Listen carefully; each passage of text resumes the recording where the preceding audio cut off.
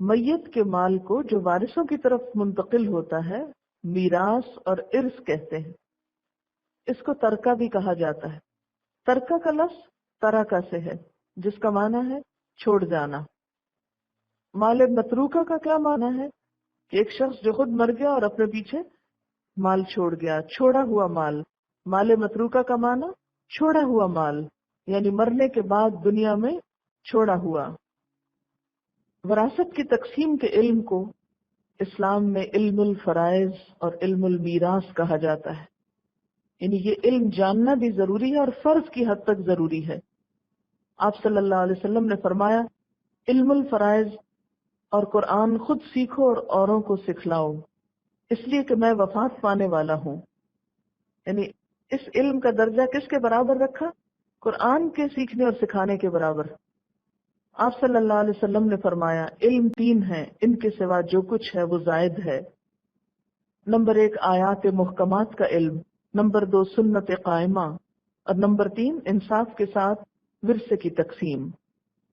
اس سے یہ بھی اندازہ ہوتا ہے کہ اسلام میں محض اخلاقیات پر ہی زور نہیں، صرف یہ نہیں کہا نماز پڑھو اچھی طرح بات کرو، بلکہ اس کے ساتھ ساتھ حقوق کی ادائیگی پر بھی بہت زور دیا گیا.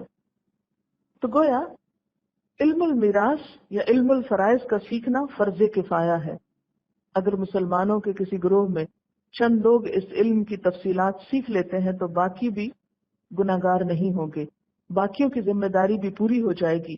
اور اگر کوئی نہیں سیکھتا تو سب اجتماعی طور پر گناہگار ہوں گے. اس لیے کچھ لوگوں کو اس کا ماہر بہرحال ہونا چاہیے. تیسری بات یہ کہ میراث میں صرف مردوں کا حصہ نہیں ہوتا، خواتین بھی اس کی حقدار ہوتی ہیں.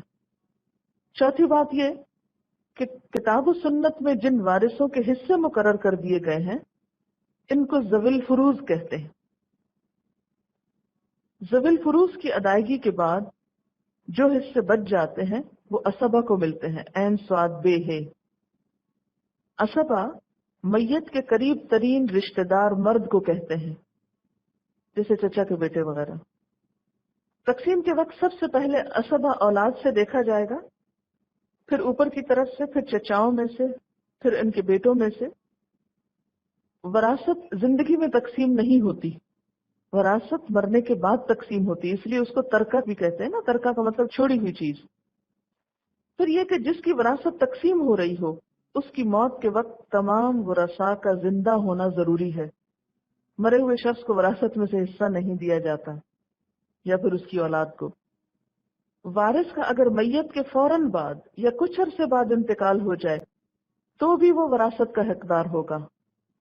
ٹھیک ہے نا. مثلا باپ سویرے فوت ہوا اور بیٹا شام کو ہو گیا. بعض اوقات ایسے ہوتا ہے نا، آپ کو معلوم ہے بعض اوقات ایکسیڈنٹس ہوتے ہیں تو یہاں تک دیکھا جاتا ہے کہ پہلے کون گیا اور بعد میں کون گیا، کیونکہ اگر وہ باپ بیٹا ہو مثلا تو ایک دوسرے کا پھر حصہ دار ان کو بننا ہے ان کے مال میں سے. کیونکہ اگر ایک شخص کی وفات کے بعد دوسرا فوت ہوتا ہے تو بعد میں فوت ہونے والا پہلے کا وارث بن جاتا ہے، اور پھر اگرچہ وہ بھی فوت ہو جائے لیکن اس کے حصے کا مال پھر اس کے آگے اولاد وغیرہ میں تقسیم ہو جائے گا. میراث ہر حال میں تقسیم ہونی چاہیے، خواہ کم ہو یا زیادہ ہو. وراثت کا قانون ہر قسم کے اموال پہ لاگو ہوگا، خواہ موویبل پراپرٹی ہو یا اموویبل، منقولہ جائیداد ہو یا غیر منقولہ جائیداد. پھر اسی طرح تمام جائیداد، سارا مال، ساز و سامان، سب کچھ تقسیم ہوگا، کچھ بھی باقی نہ رکھا جائے گا. چمچ پلیٹیں تک تقسیم ہوں گی. وراثت مرنے کے فوراً بعد تقسیم ہونی چاہیے، سوائے ایک صورت کے جب میت کی بیوی کے بچہ پیدا ہونے کا انتظار کیا جائے. یعنی اگر ایک بچہ جو بھی پیدا نہیں ہوا تو ابھی ڈٹرمن نہیں کیا جا سکتا نا لڑکی ہے یا لڑکا، پھر اس سے حصوں میں تبدیلی ہو جائے گی، اس لیے اس میں انتظار ہو سکتا ہے.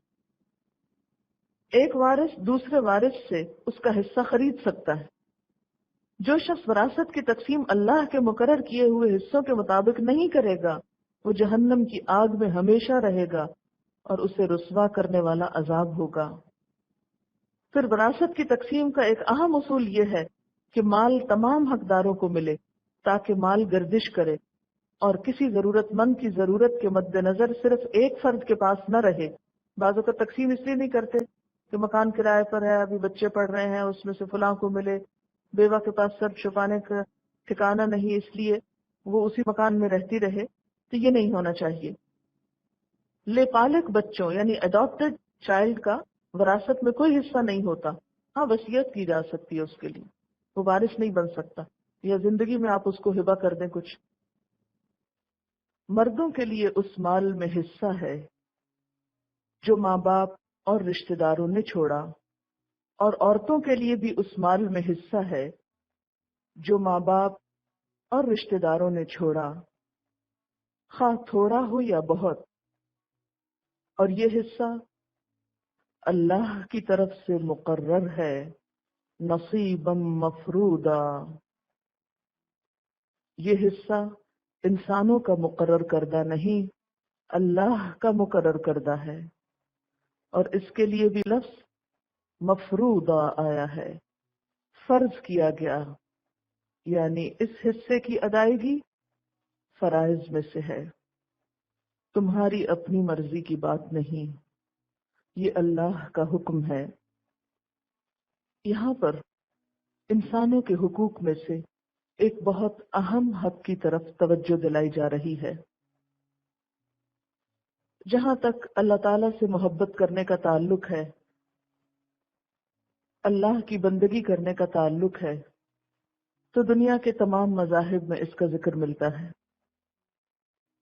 انسانوں کے ساتھ اچھا سلوک کرو، اس کی تعلیم بھی سب دیتے ہیں، لیکن وہ اچھا سلوک کس طرح کرو، انسانوں کے حقوق کیا ہیں، کس کا حق کتنا ہے، اس کی تفصیلات نہیں ملتی۔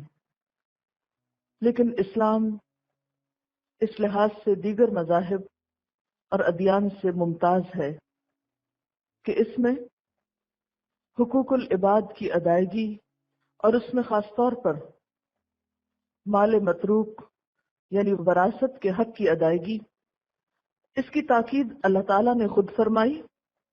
اس معاملے میں نہ تو حضور صلی اللہ علیہ وسلم کو اختیار دیا گیا اور نہ ہی امت کے کسی اور فرد کو، بلکہ یہ میزان اللہ تعالیٰ نے اپنے ہاتھ میں رکھی اور ہر ایک کے حصے خود مقرر کر دیے، اور پھر نہ صرف یہ کہ حصے مقرر کیے بلکہ ان کی ادائیگی پر بھی زور دیا، اور یہ کہہ کر کہ نصیبا مفروضا، یہ ایک حصہ ہے جو فرض کیا گیا ہے، طے شدہ ہے۔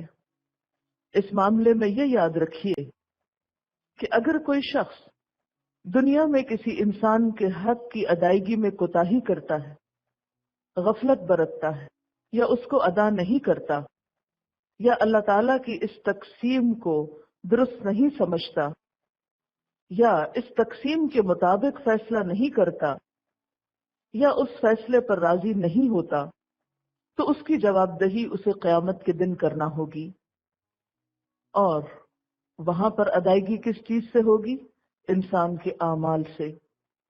اسی لیے ہم دیکھتے ہیں کہ نبی صلی اللہ علیہ وسلم نے فرمایا، صحیح مسلم کی روایت ہے، لَتُؤَدُّنَّ الْحُقُوقَ إِلَىٰ أَهْلِهَا يَوْمَ الْقِيَامَةِ حَتَّى يُقَادَ لِلشَّاةِ الْجَلْجَاءِ مِنَ الشَّاةِ الْقَرْنَاءِ، قیامت کے دن حقداروں کے حقوق ضرور ادا کیے جائیں گے، یہاں تک کہ بے سینگ دار بکری کا سینگ دار بکری سے قصاص لیا جائے گا۔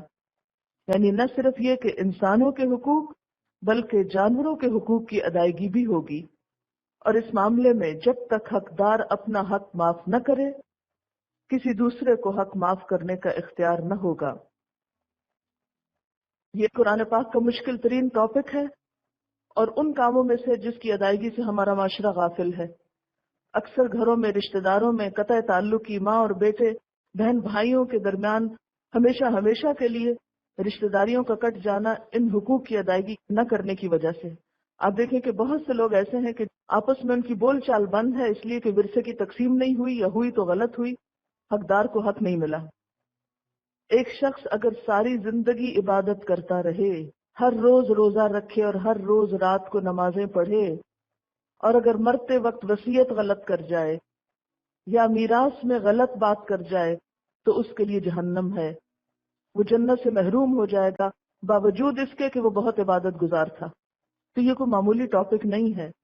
بڑے بڑے نیک لوگوں اور متقی اور پرہیزگار لوگوں کی ساری پرہیزگاری خاک میں مل جائے گی اگر انہوں نے ان فرائض کو ادا نہ کیا۔ اس لیے اس ٹاپک کو بہت اچھی طرح سمجھنے کی بھی ضرورت ہے۔ اس علم کو اللہ تعالیٰ نے علم الفرائض قرار دیا ہے، تو یہ معمولی علم نہیں ہے، اس لیے اس کا یکسوئی سے سمجھنا بہت ضروری ہے اس کی اہمیت کے پیش نظر۔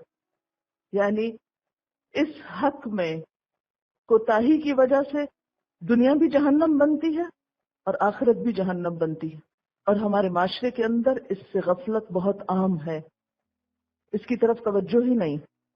ایک فوت ہو جاتا ہے، مال چھوڑ جاتا ہے، تقسیم نہیں ہوتا، وارثوں میں سے کوئی اور فوت ہو جاتا ہے، پھر تقسیم نہیں ہوتا، اس کے وارثوں میں پھر کوئی اور فوت ہو جاتا ہے، تقسیم نہیں ہوتا، اور معاملات الجھتے جاتے ہیں حتیٰ کہ آپس کے جھگڑے فساد کے ساتھ دنیا سے رخصت ہو جاتے ہیں اور اپنی آخرت بھی بگاڑتے ہیں۔ تو اسلام کا قانون میراث اللہ تعالیٰ نے ہمیں دیا ہے،